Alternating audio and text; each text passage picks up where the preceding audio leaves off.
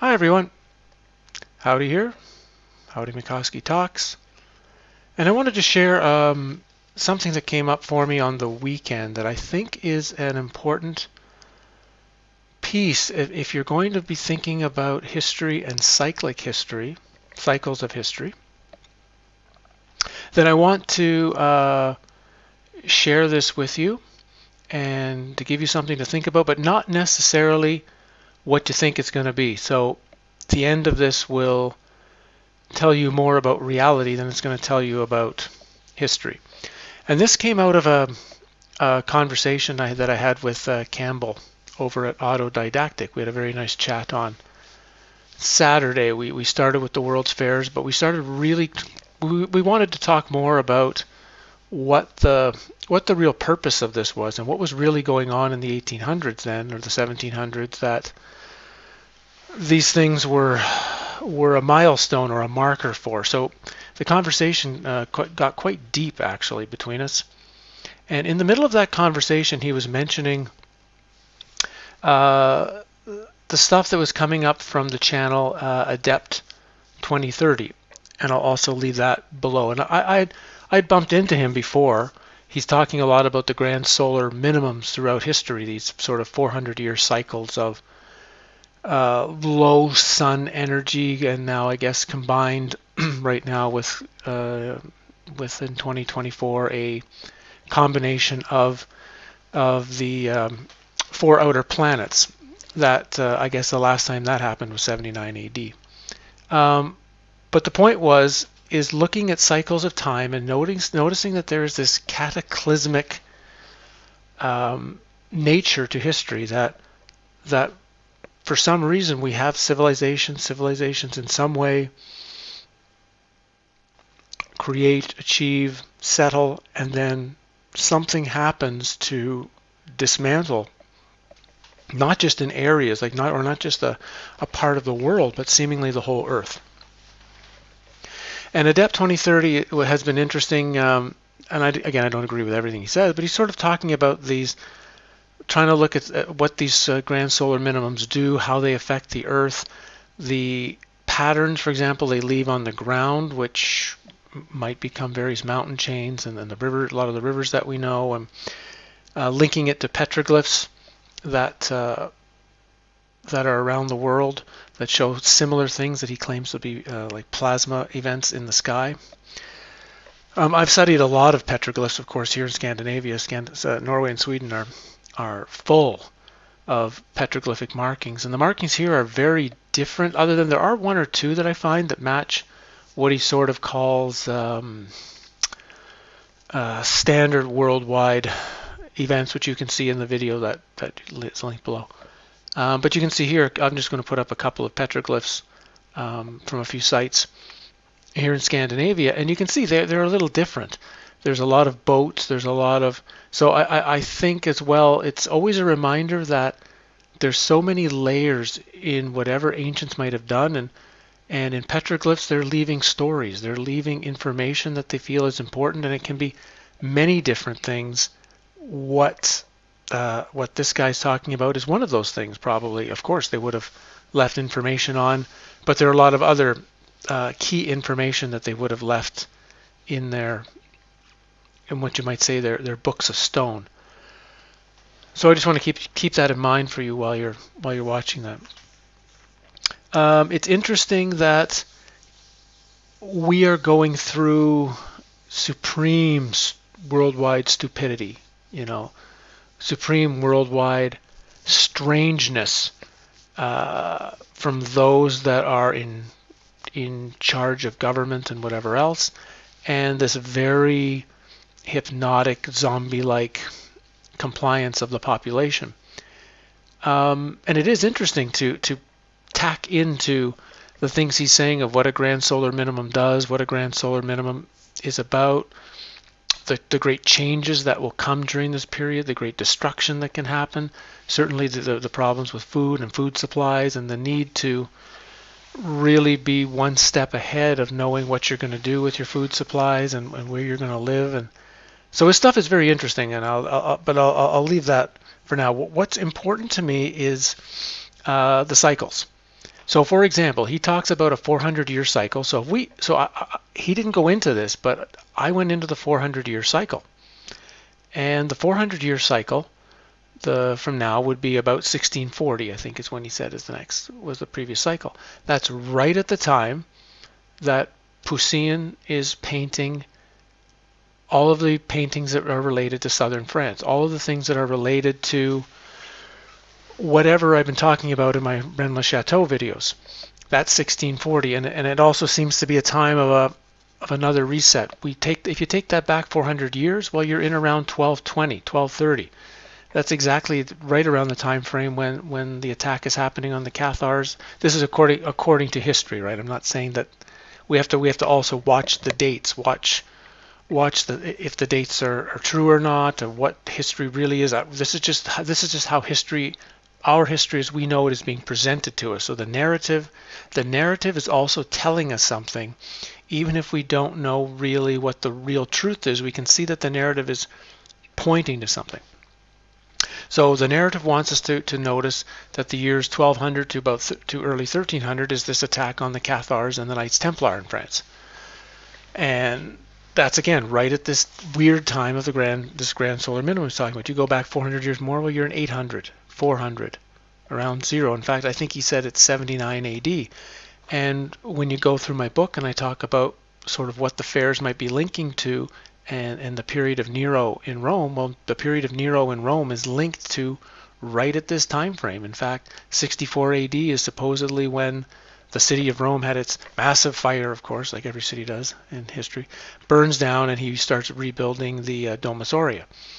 So it's also interesting to see the movement of some historical events, and another he talks about is in 1810 when there was another low spike, I guess, in the graph, which is right at this time of what's known as Tecumseh's Comet, the Strange War of 1812, and the Napoleonic Wars that in some way don't make a lot of sense, actually. If you really study those wars of that period right after the French Revolution, it's very strange, and it's almost like it's a made-up explanation for something else. So I'm just going to leave that as, anyway, that's not the point of this video necessarily. The point of the video is not to give you some of these ideas. It's okay if there is cyclic events that are almost can be forecasted. And I know a lot of people are very like Crow when I talk to him on his radio broadcasts.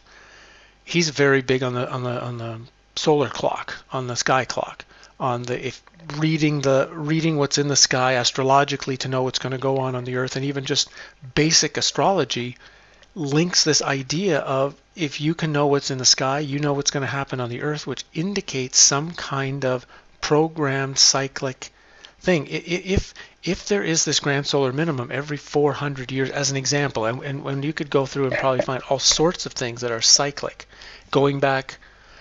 Things that go back, of course, you've got the precessional ages. We're supposed to have changed from Pisces to Aquarius now, or are changing, or about to change, or whatever, right? And that has to indicate it's not this realm is not natural. That has to be 100% clear. We're dealing with some form of simulated computer holographic reality, because anything that has randomness, nothing can be perfectly cyclic like that all the time. There will always be I would assume, it's an assumption, right? I can't prove this, but I would assume in a real world, in a truly natural place, you're going to have fluctuation. You're going to have, for some reason, the cycle becomes 320 years, and then the next time it becomes 605 years, and then it is on the 400 years, and then so you average it out. You can average out 50 of them and say, yeah, the average is 400 years, but in reality, there can be wide variance, and maybe sometimes it forgets to have it misses a cycle completely, or two come up really quickly. The No matter how good the Montreal Canadiens were in the 1970s, they didn't win every Stanley Cup. You know, Boston and Philadelphia won a couple. The New York Yankees couldn't win every World Series in the 1940s and 50s. They lost some. Nothing can be, the only way something could happen year after year after year after year, guaranteed, or on a particular cycle, is it's programmed that way. That, a computer program, a computer game, a computer whatever, you can, if you know the program, if you know the game, you can predict every single thing that's going to happen, guaranteed. Once you've seen the loop once, the next loop will be the same as the previous loop, right? There's going to be no difference. And this idea of cyclic, and particularly something like cyclic cataclysms, are to me a real indication of the non-real reality, or the simulation, or the fakeness of the world, because nothing should be that predictive. Nothing should be that perfectly orientated. And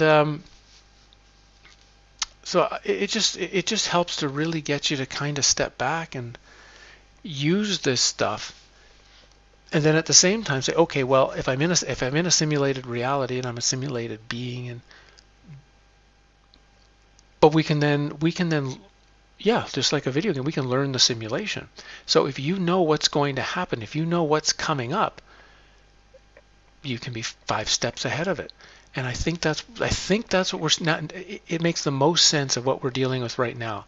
The ones who are what we call in charge, the ones making the decisions that everyone else is just following, they know what's coming. They know the layout, they know the cycles, they know exactly how things are going to play out in the sky and on the earth.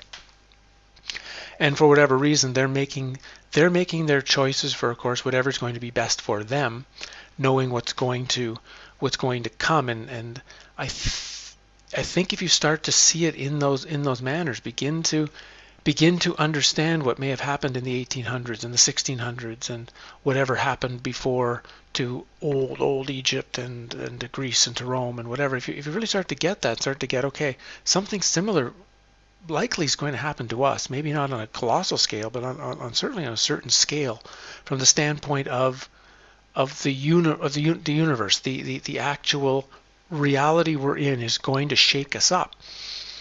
Then a lot of what's going on will make more sense. I think a lot of what the misdirection is about, and the misdirection of history, because if you hide what really happens in the cycles, maybe you can't hide the cycle completely, but if you hide what actually happens in each cycle of whatever, you can stay one step ahead of the rest of everybody else, because they won't know. And if you're one of the few people and you're in charge and you know what's going to happen, well, you're 20 years ahead of everybody. You've got, oh yeah, we got 20 years till this event, so we have to do this, and this to control this. We have to set up this, and this for ourselves, this, and this, and everyone else will just get decimated, and then then you already have the plan of, oh yeah, and then 20 years after that, well, we start this up, and we re-indoctrinate this and whatever. So I think this one little conversation and this one little small part of the conversation I had with Campbell really did open up a lot of this for discussion. So I'm just going to leave it there, give you something to think about, and see what kind of comments you want to leave. Maybe after looking into more to what he said. And I know others like Conspiracy or Us and John Levy and I think Michelle Gibson and a few others. They've brought in these ideas into their own videos. But I just wanted to share that's what I've been thinking about for a few days. And yeah, we'll leave it at that. I'll be reading the next chapter 6 in Falling for Truth in a couple of days, so that'll come up. I'm looking forward to these comments, actually, to see what you guys might have to say about it. So, yeah, thanks for everything, for supporting and being a friend of the channel and being a friend of me. I notice I'm taking a bit more abuse in various places online. I've got lots of critics on certain websites now, and I've got I know I can feel I'm getting some what you might call negative energy attack, might be the best way of describing it. I notice I'm getting a bit more of that now, but that also must mean I'm hitting more of a nerve.